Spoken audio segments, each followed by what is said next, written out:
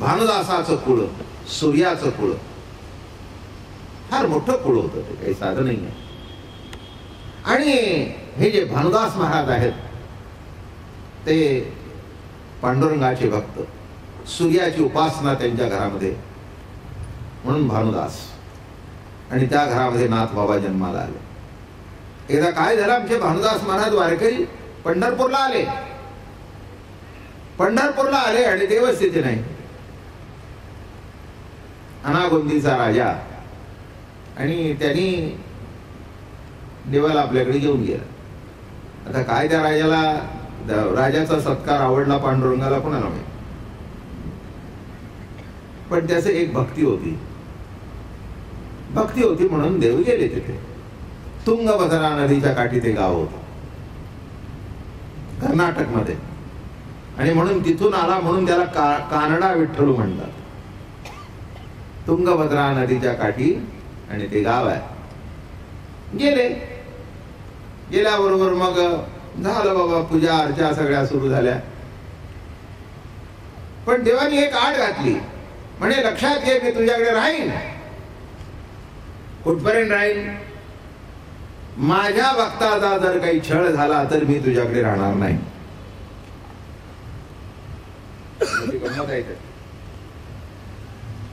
जर माझ्या भक्ताला काही त्रास झाला तर 1 मिनिट मी तुझ्याकडे राहणार नाही.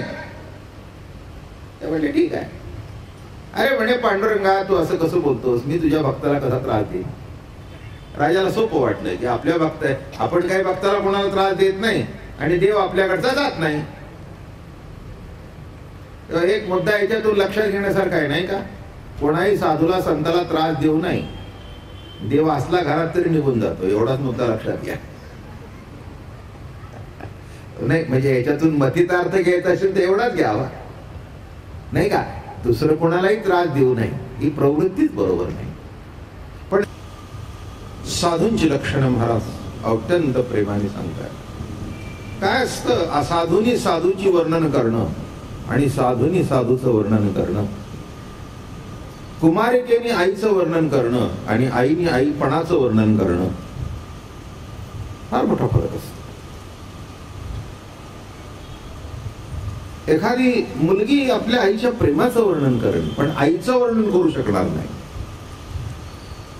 तिची व्यथा, तिची कळकळ, तिचं झुरणं, तिची आपुलकी, तिचा जिव्हाळा, हे सगळं वर्णन करण्याकरता तिला आई भाव लागेल. त्याशिवाय कुणी म्हणेल आईसारखं प्रेम, कुणी म्हणेल बापासारखं प्रेम, ठीक आहे. पण बाप वर्णन करण्याकरता जसं बाप व्हावं लागतं तसं संत वर्णन करण्याकरता संत व्हावं लागतं.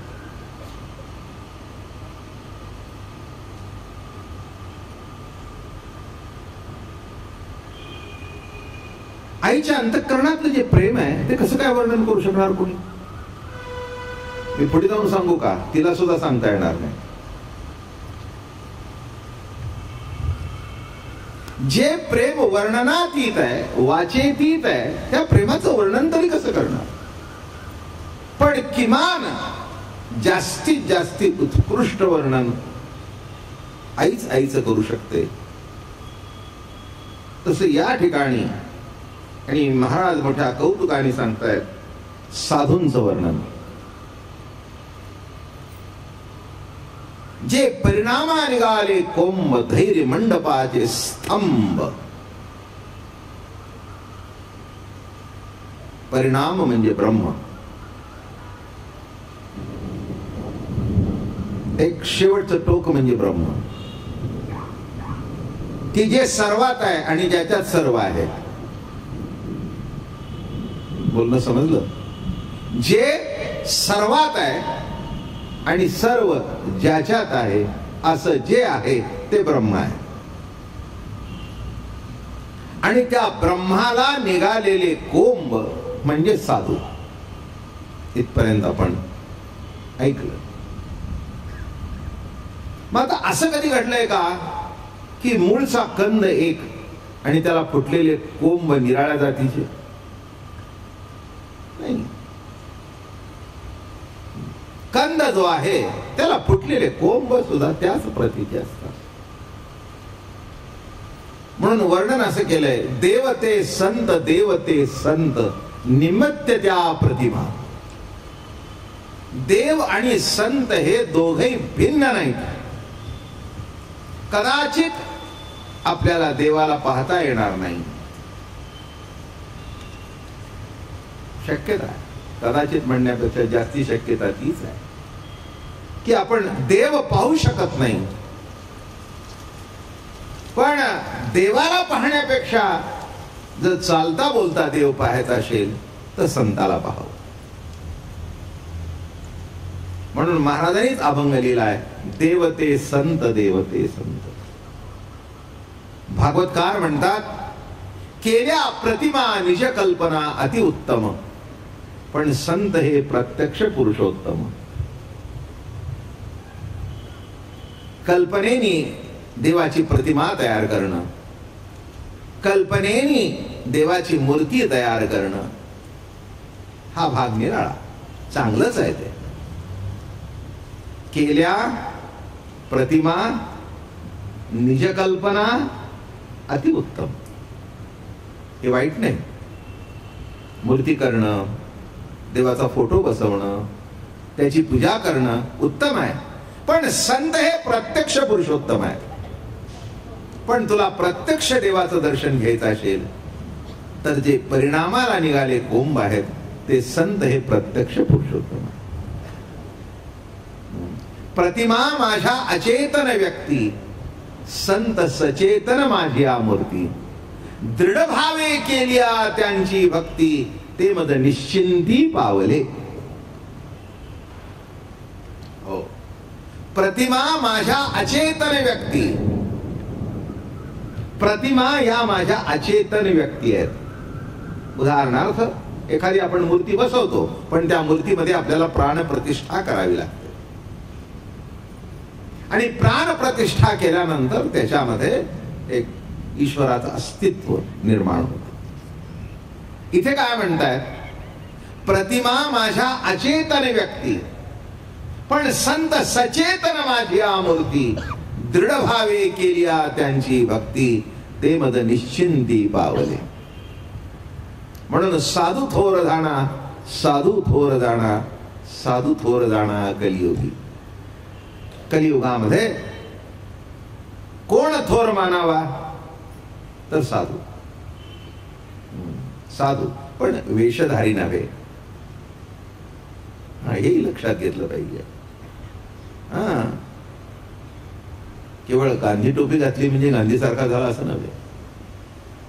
गांधीजीने गांधी टोपी न घालता गांधी टोपी लौकिक पावली आहे की नाही. गांधी टोपीच आश्चर्य नाही का. गांधीजींचा कोणताही फोटो कुठे काही दिसत नाही किंवा त्याने गांधी टोपी घातलेली. पण गांधी टोपी न घालता सुद्धा ख्रिश्चनांना सुद्धा टोपी घातली, कळलं.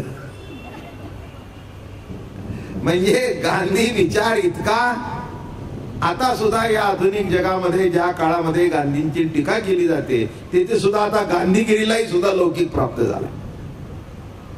तेव्हा नीट लक्षात घ्या, साधू थोर जाणा, साधू थोर जाणा, साधू थोर जाणा कलियुगी.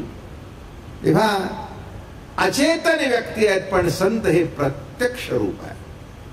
आणि त्या दृष्टिकोनातून आपल्या इकडेच आहे असं नव्हे तर जगभर साधूला मानतात. प्रत्येक देशामध्ये, प्रत्येक गावामध्ये कुठे नाही कुठेतरी एखादा संत निर्माण होतो. महाराष्ट्र बघितलं तर ज्ञानेश्वर महाराज, नाथ नामदेव महाराज, कितीतरी महाराष्ट्रात यादीची यादी आहे. आणि वारकरी संप्रदायाच्या माध्यमातून तर सर्व जाती जमातीमध्ये संत निर्माण झाले. आपल्याला लागूनच गुजरात आहे, तिथे नरसिंहमेथा आहे बरं का. हो, कितीतरी अजून संत ज्ञात अज्ञात आहेत. आजकाल सुद्धा प्रवचनकार त्या भागातून पुष्कळ आहेत, गुजरात भागातून नाही असं काही नाही आहे. उत्तर हिंदुस्थान मध्ये गेलो तर तिथेही आहेत, तामिळनाडू मध्ये गेलो तर तिथेही आहेत. म्हणजे लक्षात ठेवा, सर्व ठिकाणी जर देव आहेत तर सर्व ठिकाणी देवाचं भजन करणारे असलेच पाहिजेत, नाही का?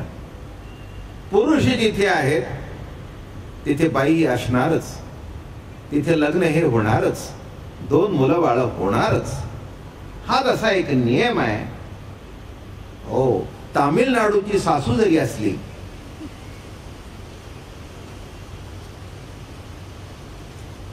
तरी ती अंडू करून सुनेला जाच केल्याशिवाय राहणार?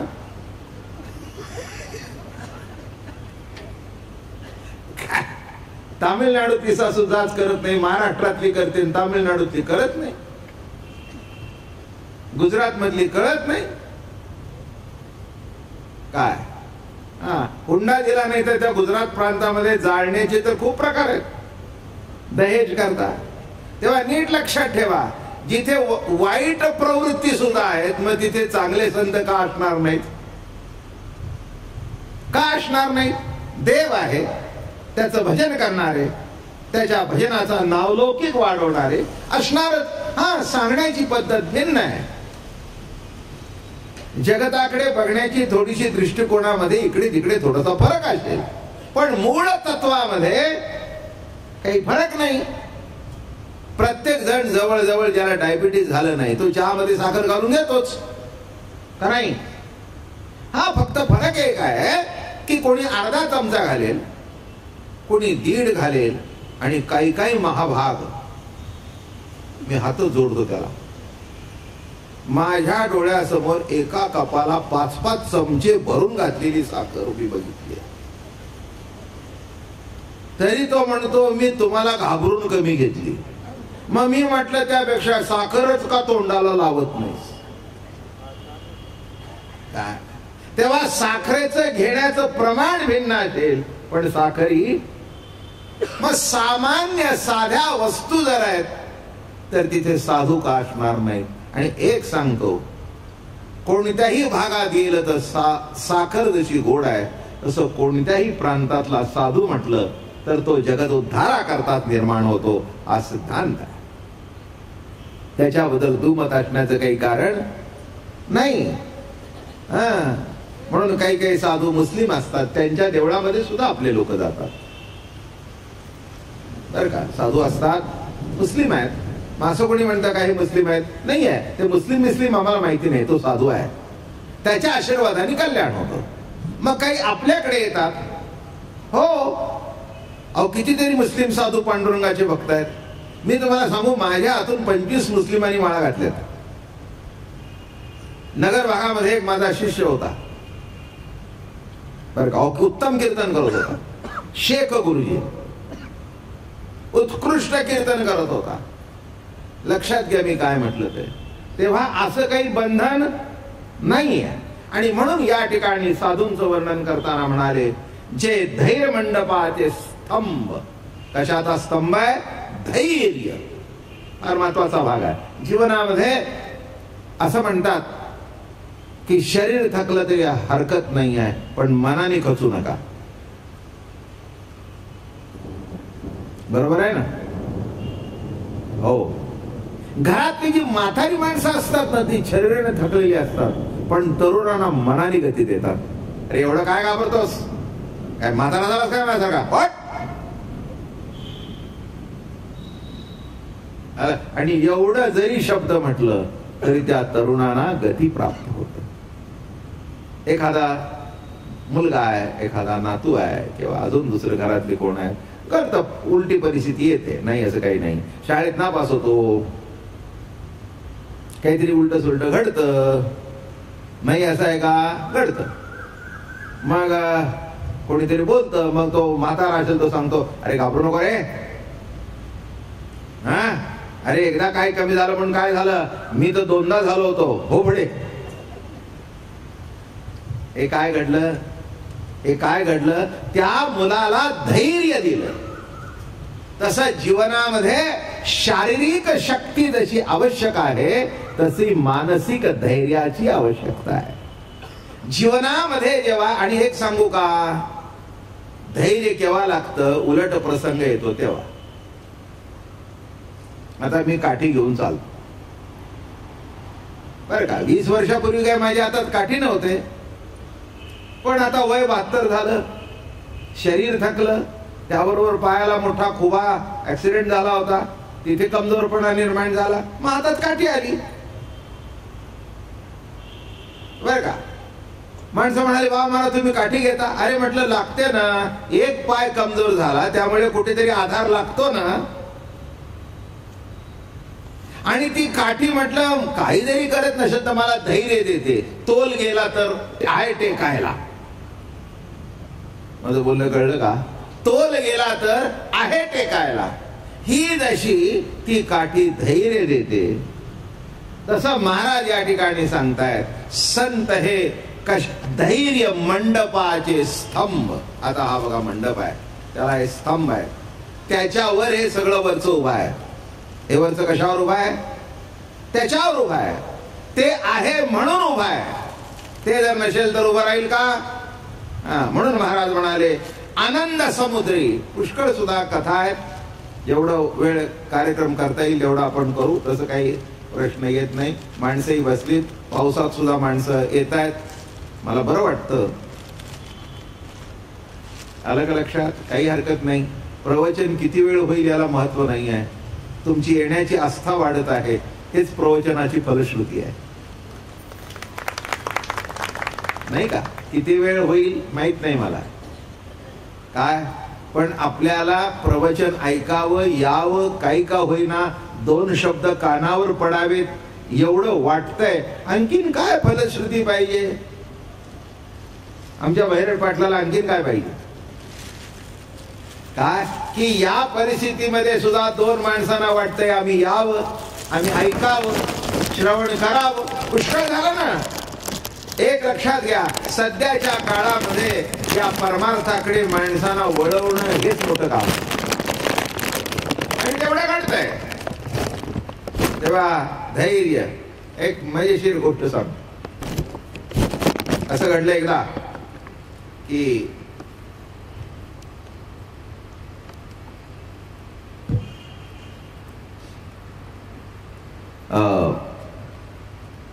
आमचे भानुदास महाराज,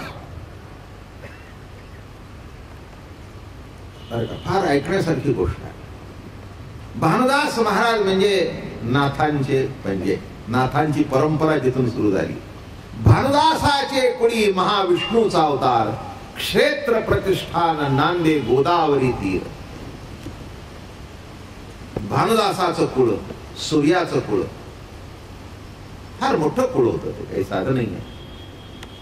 आणि हे जे भानुदास महाराज आहेत ते पांडुरंगाचे भक्त, सूर्याची उपासना त्यांच्या घरामध्ये, म्हणून भानुदास. आणि त्या घरामध्ये नाथ बाबा जन्माला आले. एकदा काय झालं, आमचे भानुदास महाराज वारकरी पंढरपूरला आले. पंढरपूरला आले आणि देवस्थिती नाही. अनागोंदीचा राजा, आणि त्यांनी देवाला आपल्याकडे घेऊन गेला. आता काय त्या राजाला, राजाचा सत्कार आवडला पांडुरंगाला कोणाला माहिती, पण त्याचं एक भक्ती होती. भक्ती होती म्हणून देव गेले तिथे. तुंगभद्रा नदीच्या काठी ते गाव होतं कर्नाटक मध्ये, आणि म्हणून तिथून आला म्हणून त्याला कानडा विठ्ठल म्हणतात. तुंगभद्रा नदीच्या काठी आणि ते गाव आहे. गेले, गेल्याबरोबर मग झालं बाबा, पूजा अर्चा सगळ्या सुरू झाल्या. पण देवानी एक आड घातली, म्हणे लक्षात घे, मी तुझ्याकडे राहीन. कुठपर्यंत राहीन? माझ्या भक्ताचा जर काही छळ झाला तर मी तुझ्याकडे राहणार नाही.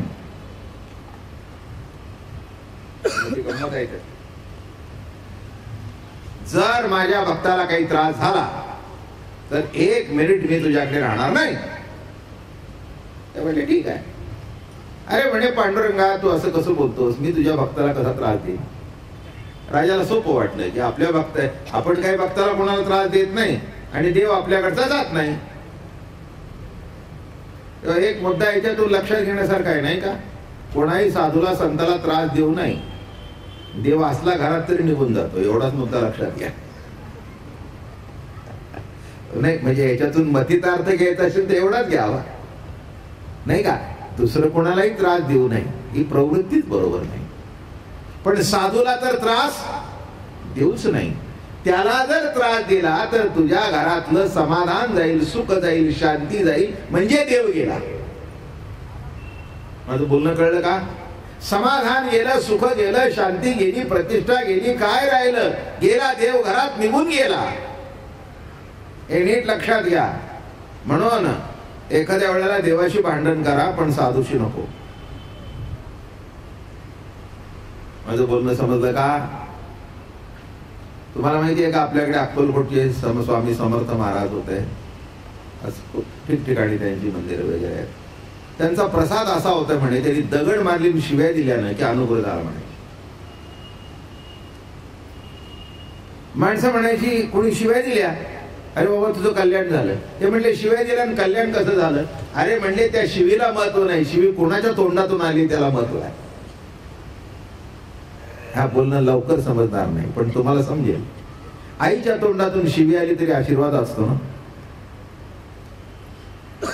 काय आईच्या तोंडातून आलेली शिवी शिवी आहे का आशीर्वाद आहे? तुमचं तुम्ही ठरवा. तुम्हाला कळायला पाहिजे. आईच्या तोंडातून आणि ह्या बायकांच्या तोंडामध्ये ना काय विचारून मेल्या काय शब्द बसलेला आहे? चांगल्या चांगल्या म्हणजे म्हणजे अशा तशा नाही, चांगल्या चांगल्या मेल्या. अगदी झोपडपट्टीत असेल तर त्याच्या पुढचा शब्द उच्चारते, मेल्या, तुझा मोडदा उचलला, तुझी तिरडी बांधली. माझं बोलणं समजलं का?